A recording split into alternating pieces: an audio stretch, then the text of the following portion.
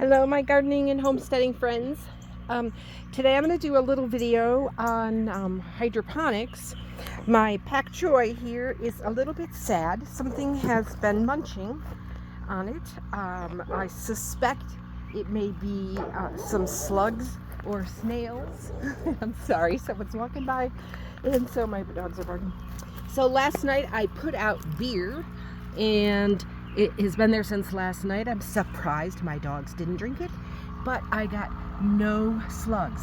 I did find one snail when I came out, but I didn't catch any slugs. So I decided it was a good time to move them. So I'm taking these pak choy. I started them in my house. They've been outside for a couple of weeks now, and I wanted to make sure, this is called a deep water culture bed that they're in right now. I've already moved a couple of them, you can see, but what I wanted to see was, you can see I started them in the house in these little plugs, and then I brought them out and I just put the plugs in a net pot with some gravel. And what I want to see here is beautiful roots, because this is basically a tote that I've partially buried, only partially, so that it has the temperature in the ground to keep it cooler, but also it's high enough so that when the lawn gets mowed, it doesn't just blow the grass all over into here. One of my totes has leaks, so that will be changed out today too. But anyway, I'm looking for beautiful roots like this, because I'm going to take these plants in here and I'm transplanting them to a different location that maybe the slugs won't get them. So if you follow with me down here, I have a different hydroponic setup going.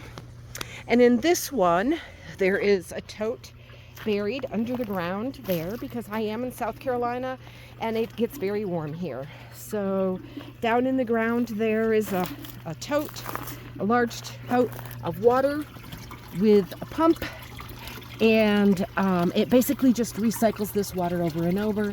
You can also see I have a little piece of it's fiberglass rebar, but that's in case a little toad or chipmunk or something falls in there by accident. If my dogs are chasing it, which is likely, it can be able to get out and not have to drown. So I'm just trying to be good to the other creatures around here. So you can see I've already moved a few of my pak choy. So basically what happens is the water comes up out of here, it gets pumped into the top, and I just let gravity do its thing. So the water runs back and forth and it goes back down, and it just gets recycled over and over. The only thing that you will notice, and I do this kind of on purpose, is that the holes that are closer to the drain end will have a higher water level sometimes than the ones up here. And if you have a plant that has long roots like this, it doesn't matter. But if I had a plant that had very short roots, I would not want to put it in this hole. I would want to put it down here where maybe there's more or a higher water level for it. So I'm just going to take this and do my best to finagle these with one hand, and there we go.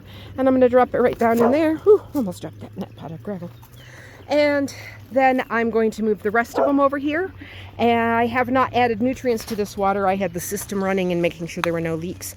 And so I'm going to just move the rest of them over here. It's a overcast and it's late in the day, so this will be a great time for them to be able to recover from a move, and they'll be all ready. They've been in filtered light for a couple of weeks, so they'll be fine in the sunlight.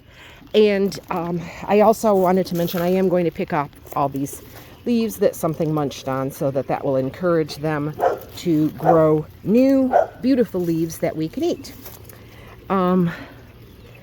So anyway, that is how I'm moving my pak choy today, and I just wanted to pop on and give a little show of this style of hydroponics.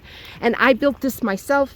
Also I wanted to mention too, you'll notice that my pipes are all wrapped in this reflective stuff for two reasons. Number one, again, I am in South Carolina and it's very hot. It's almost 90 today, so it's been very warm every day. And I don't want that water to get warm. And the other thing is, you also do not want any light to go through your PVC, because if light goes through the PVC, any sunlight with the water will create algae, and you don't want algae in there. You want to be able to pull out your roots and see nice clear roots. are nice white roots and clear water. You don't want to see dark brown roots, and you don't want to see algae in your water.